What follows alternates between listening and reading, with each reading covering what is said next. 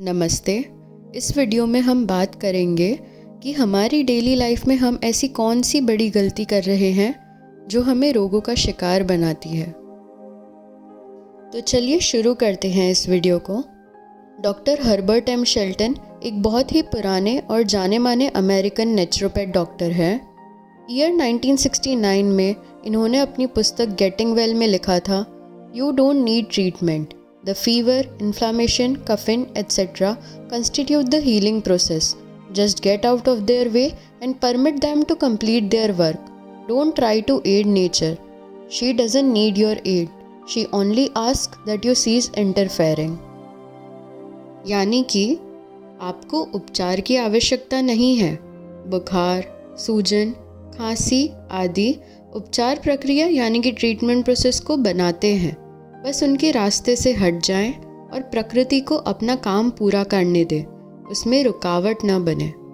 तो हम ऐसी कौन सी गलती कर रहे हैं जिससे हम प्रकृति के काम में रुकावट लाते हैं।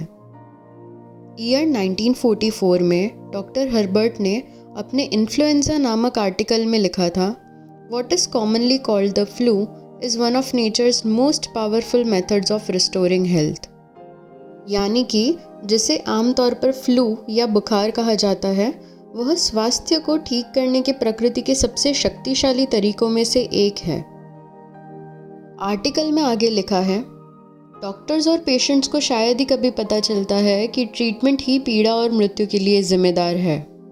अपनी शक्ति को बनाए रखने के लिए भरपूर मात्रा में पौष्टिक भोजन खाने वाले भ्रम से डॉक्टर अनभिज्ञ हैं। Delirium, spasm, peritonitis, pneumonia, pleurisy, हृदय की परेशानियां, नींद की बीमारी आदि इन्फ्लुएंजा की कॉम्प्लिकेशंस माने जाते हैं। ये उन लोगों में विकसित होते हैं जिन्हें ट्रीटमेंट के नाम पे बहुत खिलाया जाता है और दवाइयाँ भी दी जाती है।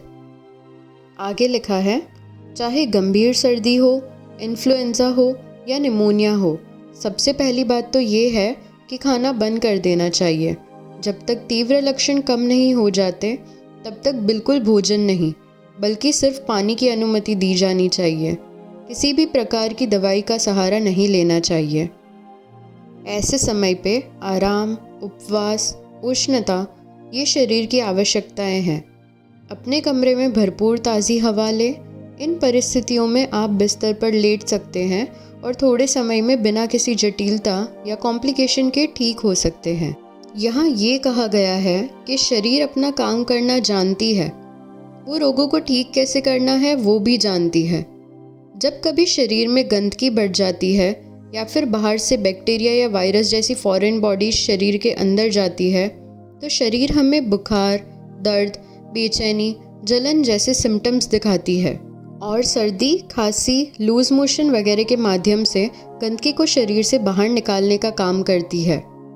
क्या आपने कभी सोचा कि अगर हमें दर्द, जलन, बुखार वगैरह न होता तो हमें पता कैसे चलता कि हमारे शरीर में कोई तकलीफ़ है या फिर हमारी लाइफस्टाइल में हम कोई गलती ऐसी कर रहे हैं जो हमारे लिए हानिकारक है।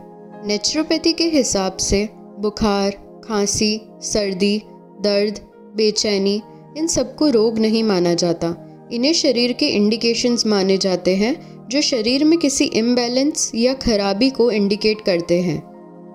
और नेचुरोपैथी ये भी मानती है कि जो प्रकृति ने हमारे शरीर को बनाया है वो हमारे शरीर की देखभाल करना भी जानती है।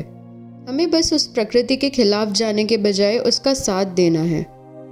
हमने हमारी लास्ट वीडियो में भी बात की थी कि कैसे प्रकृति के नियमों का उल्लंघन करना ही रोगों का मूल कारण बनता है। जब हमें सर्दी, खांसी या बुखार होता है तो ऐसे समय पे हम दवाई लेते हैं या फिर बीमारी के नाम पर ज़्यादा खाना खाने लगते हैं।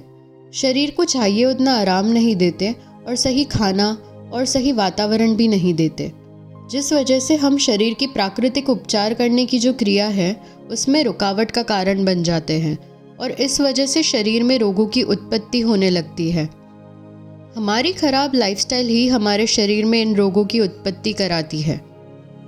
आगे बात करेंगे कि जब शरीर ऐसे बुखार, दर्द, बेचैनी जैसे सिम्टम्स दिखाए तब कैसे हम एक हेल्दी लाइफस्टाइल की मदद से रोगों की उत्पत्ति को होने से रोक सकते हैं।